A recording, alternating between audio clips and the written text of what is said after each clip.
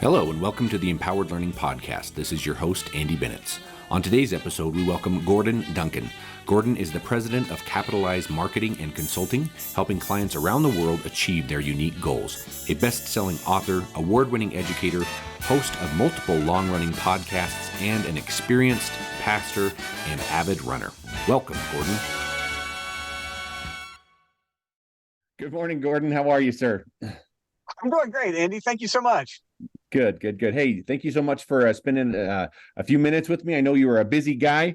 From listening to some of your podcasts, you're an early riser, and you've got kind of a good morning routine of all the stuff that you need to do on top of making an impact and working with clients. So I appreciate you spending some time with me to talk to our audience. So thank you very much. Well, I want you to know, first of all, I'm honored. It means a lot that you would ask me on. So Absolutely. Thank you. And yeah, I do love my mornings. Yep, I love it.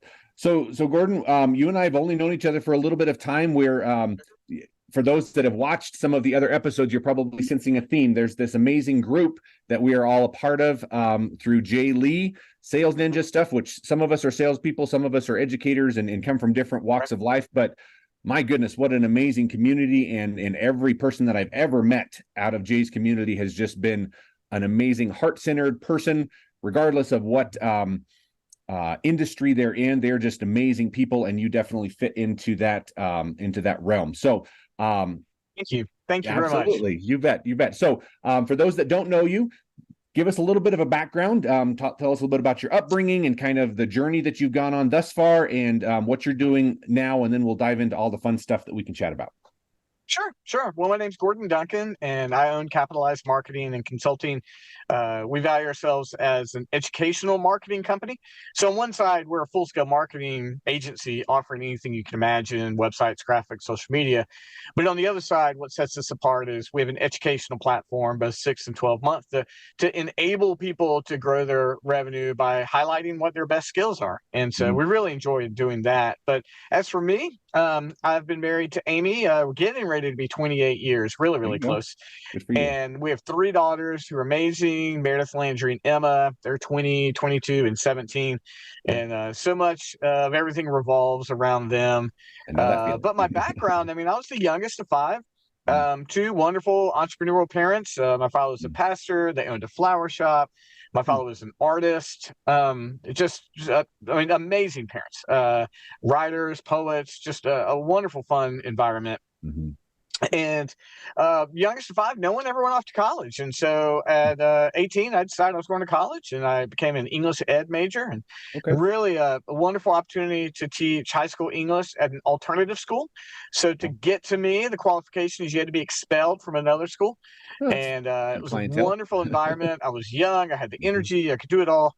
In terms of like the late nights and it was just a great opportunity. I really loved it. Eventually moved into sales, which moved into managing an eye clinic, and then started going to seminary to be a pastor, something my wife and I swore we'd never do. And then we wound up doing it. But to do that, I needed a bivocational job. And so as I'm finishing my master's degree, I started my first marketing consulting business focusing on eye doctors. And then as we planted 2 churches, one in North Carolina and one in Virginia, I just continued consulting and marketing. And so then in 2022, after 20 years in full-time ministry, it was time to launch out and make my marketing, which had always been a part-time job, what we do full-time. And so it's been full-time now for 3 years, a little over than that. But taking the teacher role and the pastor role, we didn't want to be just another marketing agency. We enjoyed that aspect, but we wanted to empower and teach. And that's really a focus of who we are. And then personally, I've really only got one hobby, and that's running. And I read a ton. I don't know if that's a hobby or if that's just part of who I am.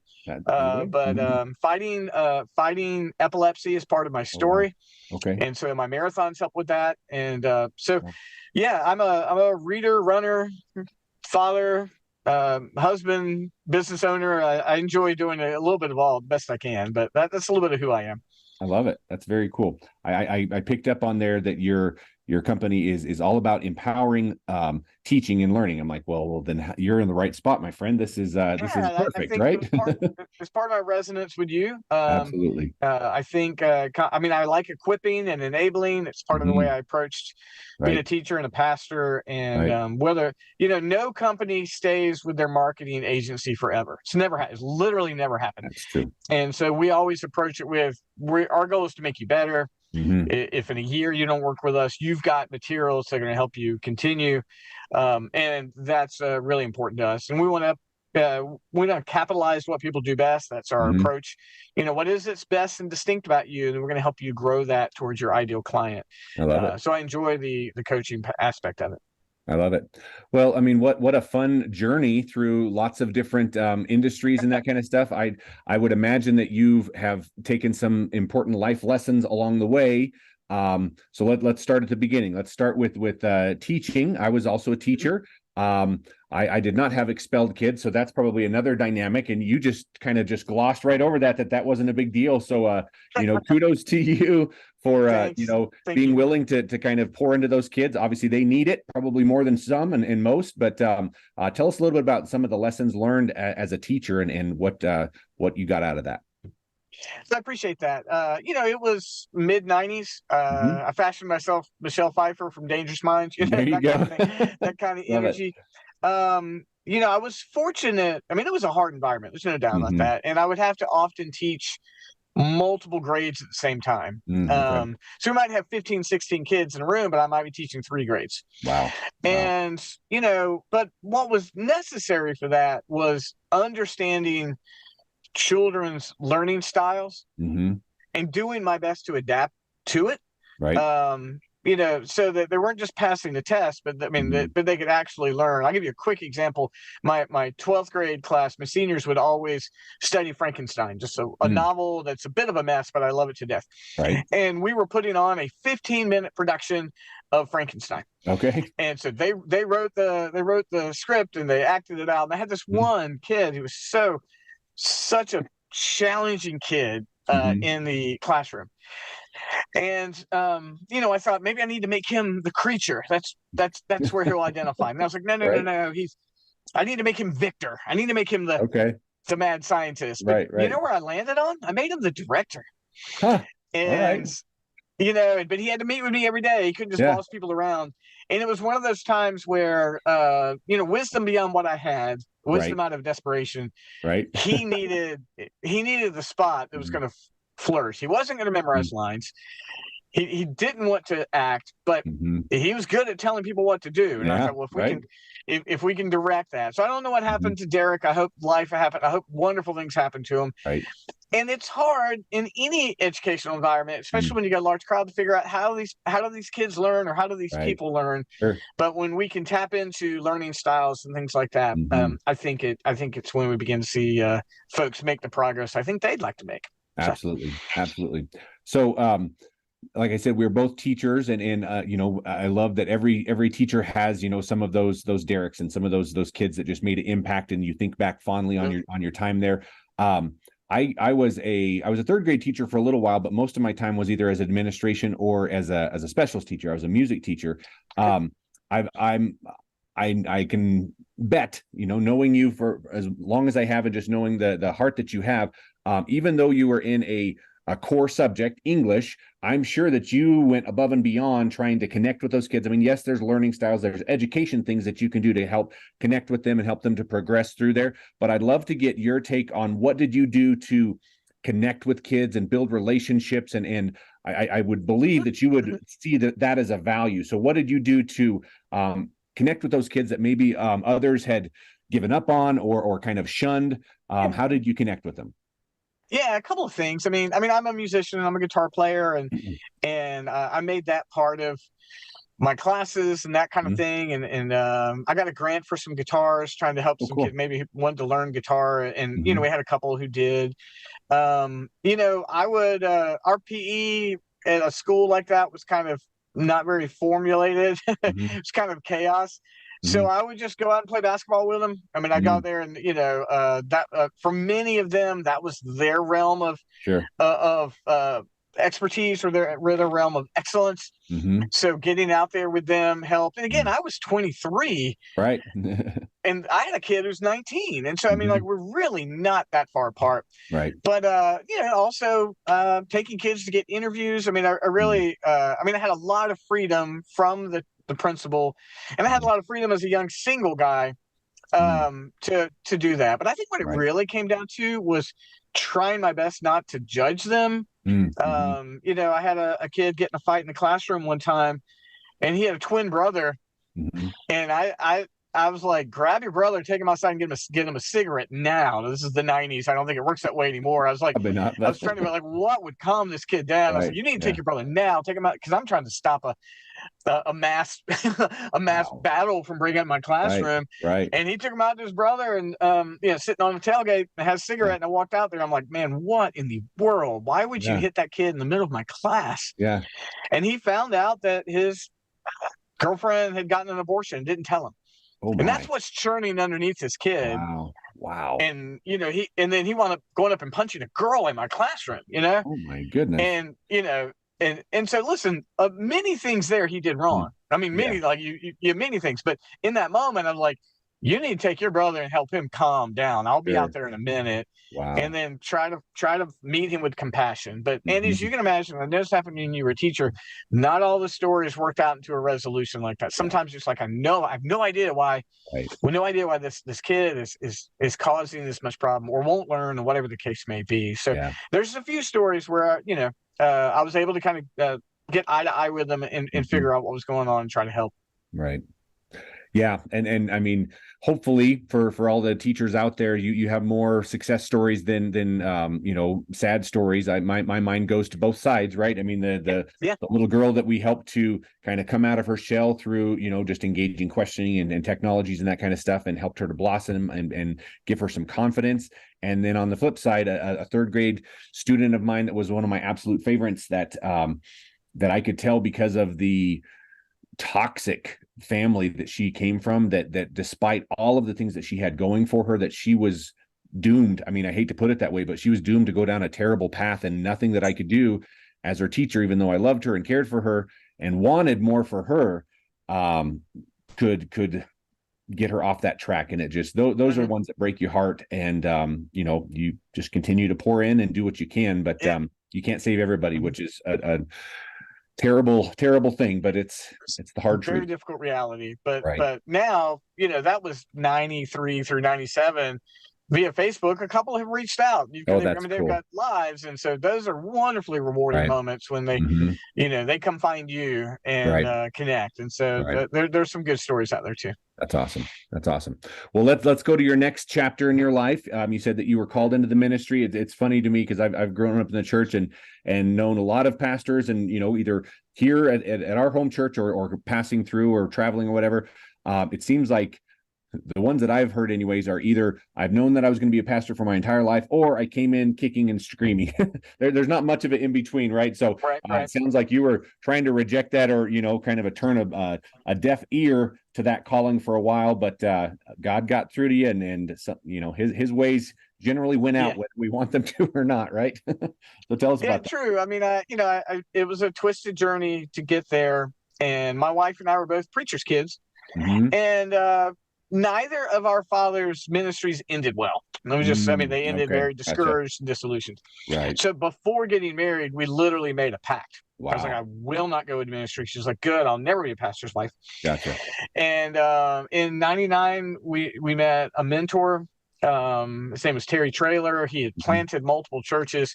Wonderfully dynamic guy. His gifting was seeing people's ability, like even beyond, like he could see in people, like just he had the gifting of like he could see your gifts and talents.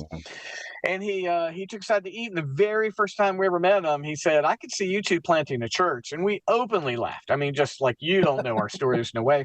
Right. And he said, tell you what, we've got this partnership with the seminary, master's degrees are expensive. Tell you what, you pay for a third, the church will pay for a third, and the seminary will forgive a third.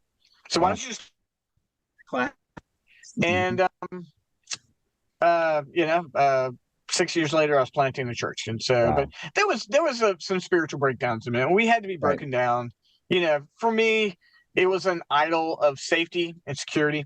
Mm-hmm. And, I wanted it, never got it. But for me, that was part of it. And then in 2020, wrestling with the same decision as we stepped away. Mm-hmm. And now, a brief commercial from today's sponsor. Hey guys, Andy Bennett's owner and president of Interactive Learning. Our awesome little company has been around for close to 20 years now, and our core purpose and mission is to empower the future of education with innovative solutions through engaging technologies and leadership programs. We are blessed to work with a wide range of markets, including K-12, trades, corporate, and government.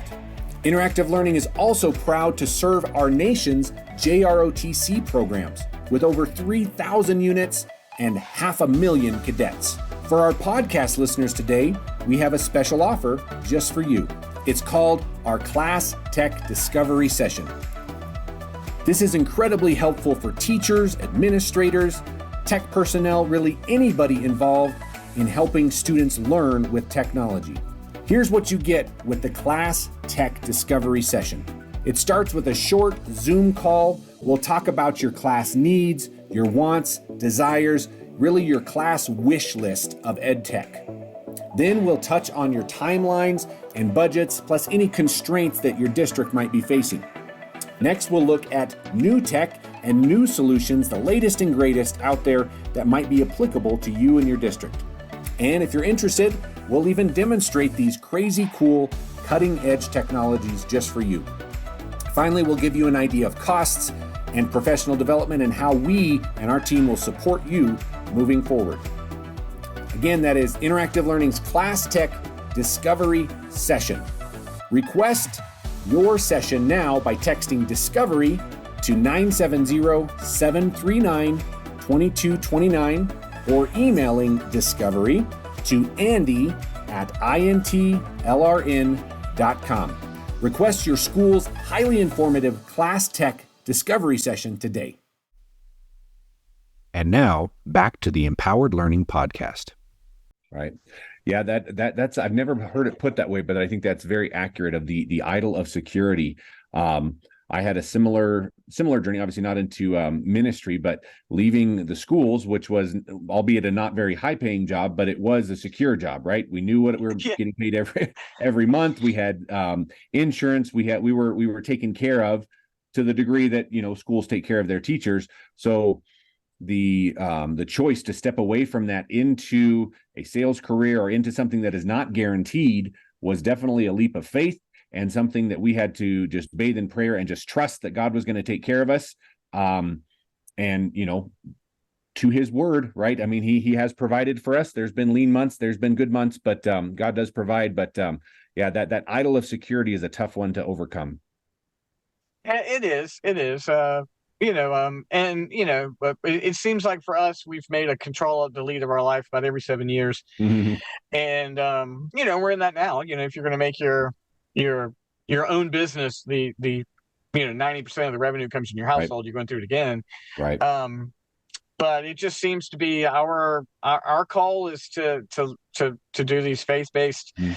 All right, God, we're all in on giving this what we think is where we're supposed to go. Right. But yeah, but you desire some security every now and then, and so thankfully our business is growing. We've got, I feel like we're in the right vehicle, the test of security can truly be an idol. It really can be.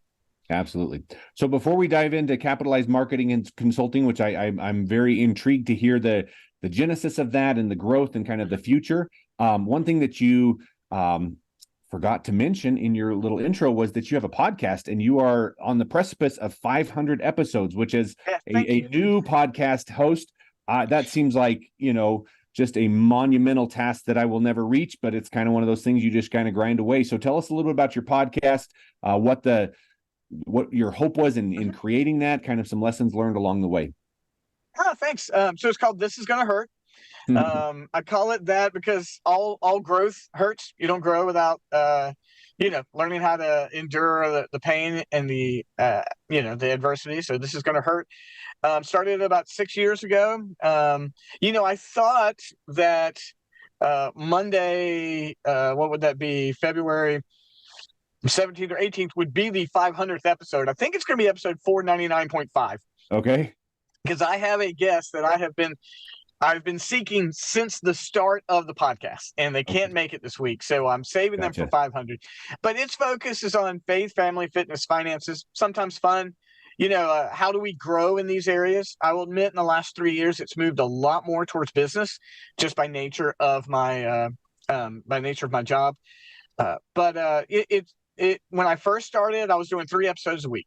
I was doing a solo episode on Mondays. I would share a sermon on Wednesday, like a little 5-minute episode on Friday. Now I'm focused on Monday episodes. It's about 3-to-1 personal solo versus guest. But like everything else, I want them to be really, I either want to learn from somebody or I want to provide some real educational base for someone. And it's been, I've had some wonderful monster weeks, like, man, and then I've had some weeks where nobody listened to it at all. Right. And I will say, in one of the few areas of my life, I am detached from the numbers on my podcast. I measure, I really do. Revenue and all these things. But, the podcast is going to get its listeners. Its perseverance is its best publicity. Right. I share it on all my platforms. Sometimes just publishing an episode is promotion for my business, whether people listen to it or not. Right. But it prepares me to think all week. How can I succinctly deliver 10 to 15 minutes if I'm solo? Right. And I've interviewed some B-list celebrities, which have been fun. And there was a season where my daughter Emma came on about once a month, and we did 6-7 episodes together, which created a spin-off podcast called You're Entitled to Your Opinion. And those are still out there. And that was all pop culture reviews. But now, a senior in high school, she has not returned to that. I always am like, please, come on, let's do another one. So along the way, I've started 4 or 5 other ones. I love it. And I have a brand new real estate marketing podcast, but the focus has always been This Is Going to Hurt. And it's as enjoyable for me as it is for anyone else. I really enjoy the process every week. That's great. That's great. Well, definitely check that out for all those that are into podcast. I have not digested all 499, but I'm chipping away there, and it's been really good. And it's a lot out there. Thank you. It is a lot out there. And to Gordon's point, it does kind of strike that chord of faith, family, fun, and finance and that kind of stuff, which I think, resonates with a lot of folks. So that's very good. So definitely check that out. Thank you. You bet. So Capitalize Marketing and Consulting, would love to hear, I guess, lessons learned along the way that kind of helped you you said that you always did that as kind of a side gig, but then you kind of dove in and started this up. So kind of tell us a little bit about that, where you're at now, your hopes for the future, and kind of what you're doing to help folks out. Thanks. So I was doing marketing and consulting under my own name for about 15 years. And in 2018, I had a business partner. We decided to jump in together. He was also a pastor, and we were looking for like a long range, what do we retire? How do we, how do we combine forces? So my background was marketing and medical background with the eye doctors. And he had been a commercial real estate agent, had done sponsorships in NASCAR. So the original name was Concept to Profit, CTP. And it was, we kind of gained some business off reputation alone, but it didn't have a great focus. Like we took contracts that maybe we weren't best gifted at, can you do this? Yeah. And we were kind of, we were just, I wouldn't say floundering at all. We were growing, but it was like, yes, we can do that. Yes, we can do this, but it wasn't cohesive. So in 2019, both he and I went and got John Maxwell certification because we felt like we needed some credentialing. I mean, people were like, well, what makes you a coach? And sometimes you just got to have something after your name. Right. But then what happened was he wound up moving away. And the initial idea was that he would just sort of expand the business to another state. But ultimately, it just became my baby. Okay. And very thankful that went well. But a lot of business separations don't. Right. So I hired a coach. Initially, we hired a coach who did a deep dive in our business. Look at every line of revenue ever taken in, trace it back to what service. Right. And then she said, hey, you're actually this kind of business, not this kind of business. Focus in this way. And my mentor echoed that. And we realized that we are a marketing company. I mean, we do Mhm. provide marketing services. Some I create. We have videographers and graphic designers. But the coaching piece needed a curriculum. Like, we can't just say, hey, we're a coach. So I went and made a financial investment and created an online course called Capitalize Your Best, because we help you capitalize on what you do best to grow your revenue. Initially, it was a 6-month course. Now it's a 12-month course.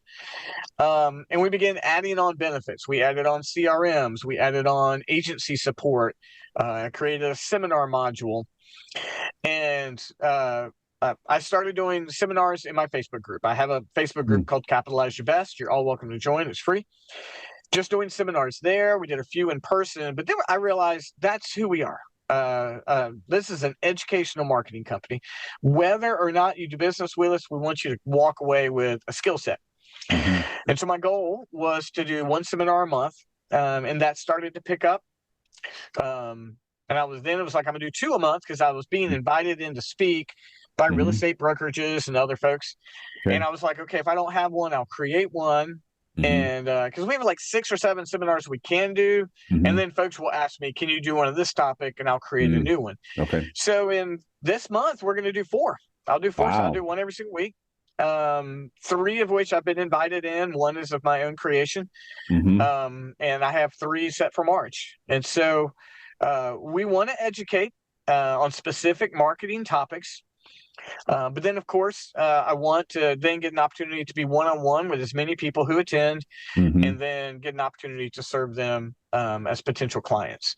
So that's our approach. So I would think early on, our biggest lesson is we really weren't focused in a way that was very easy to explain to folks. And so for us, we help you capitalize your best. We do it 2 ways. We're agencies and we're coaching. And our primary distinction is I offer, if you go through our coaching program, we guarantee you an ROI. We guarantee you'll make more money than you spend with us. But you got to do the program. Like, you have to complete it. So I think for us, what our biggest growth last year was a promised deliverable with an ROI. This is what we're going to give you. And we promise you'll make your money back if you do it. And if you don't, I just keep coaching you for free until you do. I've only had to keep that promise once, and eventually, they made their ROI. I love it. I love it. Very good. So it's fun. Yeah, I bet. So you mentioned a couple of the different industries that you're working with. You said the eye doctor, and I think you said real estate. What are some of the other industries that you've found a lot of success with? So broadly, real estate is about 60% of our business. Okay. Brokers, mortgage, insurance, title. 15 to 20% is medical, just because of that background. And then beyond that, I mean, I work with coaches. I've got some trades, some construction companies, plumbing, flooring, that kind of thing. The beautiful thing is that it's really coaching a marketing model. And our program can be adapted to industry specific. But our largest growth area has been real estate. But on one side, folks will come to me like, I've got this idea. I want to create a coaching program. And we can do that. I've got a wonderful coach who's created a program helping parents of autistic children. Like, how do you claim your life back? And she went through the program and created her own online module, and is growing from there. And so, but I'd say right now, 50 to 60% of our clients are in the real estate industry. Gotcha. But it's adaptable if you're willing to do the work. If you're willing to do the work. I love it. That's really cool. And I appreciate it. I mean, other than being on Jay's call, you and I had met and had done kind of like just an initial conversation. And I very much appreciated the value that you added, even though it was just kind of a discovery call. I appreciated your approach. And I can definitely tell that you're always in it to benefit and bring value to other people. So, from someone that is, not currently a client, that anybody else that is maybe interested in joining and talking to Gordon, I can definitely attest to his, heart in that matter. Thank you. It's easy, and because we're all in sales to a certain extent. You're in sales if you own a business. Right. And it's very easy to be just 100% transactional. And don't get me wrong. I mean, I ask for the sale. There's no doubt about that. Right. But I want, and I imagine you too as an educator, I mean, I want people to have a benefit from interacting. whether or not they become a client. And so I do take that approach. Like, how can I benefit this person? Right. And ultimately, I pray and trust that I display enough benefit or enough, they get enough takeaways that it winds up they being interested in working with us. Right. I love it. Well, Gordon, I really appreciate the time. All of our guests have the final, the 3 key questions. So let's go ahead and bang those out, and would love to get your take on this. Again, we've established that you've got kind of a unique background in history, so I'm sure this will be super fun. So question number 1 for all of our guests is, who is the leader that you most admire and try to emulate? You gave me a little bit of prep time on that. And Not a lot. What am I going to say on that? Honestly, one of 2 people, and they're both personal mentors, and they're not famous. I mean, my mentor Terry Traylor, who saw in me, what I could do if I would overcome my fear. Terry helped 20 plus people plant churches. He passed away a few years ago. Oh. He was like a Superman. No one thought he could pass away. Yeah. He had a heart attack on a treadmill, and just goodness. he was like Superman. We just couldn't fathom it. But Wow. at his memorial, there were 10 men on stage just giving testimony for the impact he made. Wow. And I have a mentor now named Dom, who phenomenal man. He's a wonderful, godly man, businessman, like crazy, wonderful family guy. I give him complete freedom to say whatever he needs to say to me. He hasn't ever steered me wrong. And if I say, hey, man, I need 15 minutes, you got 15 minutes, he's going to make it for me. I'm fortunate. It's hard to find one good mentor, and I've had a couple. Right. And Terry transformed my life in a way that it's just hard to fathom. Yeah. And Dom is making that impact around. So I really respect those guys. I'd love to have the impact they did. Absolutely. I love that. Thank you for that. Let's go to question number 2. What learning has most impacted you in the last year? I know that you were a voracious reader and you're always learning new things. So if you could try to encapsulate or just think back on one moment or one piece of information that you've gathered in the last year, what was that most impactful learning that you had? So this one, again, so I've been reading, so this is a line of thought that I can't completely recommend. Okay. But there was a line of an extension of Christianity thought in the 20s and 30s called the New Thought movement. Okay. And there's a lot of the New Thought movement that I don't necessarily line up with. It's kind of what's grown into the law of attraction and some things like that. But the basis of it is the power of our thoughts.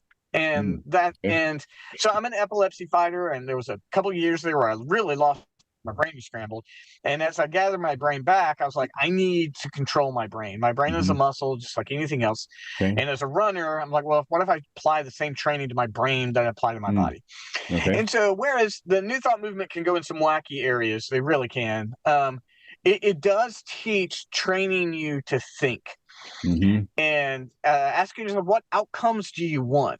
Okay. And then training along those lines, not naively, not supernaturally, but really, how do you want to think and what outcomes do you want? So I have read or listened to 2 dozen books from that era. And I think they've really helped me grow. So it's one of those, chew the meat, spit out the bones kind of thing. Yeah, right. But it was really the first time where folks, whether they were faith-based or not, just really said, why don't we think towards the outcomes we want? Because we live in a fantasy world of terror that never happens. Like we have 100 catastrophes that we imagine happening. Generally, they don't.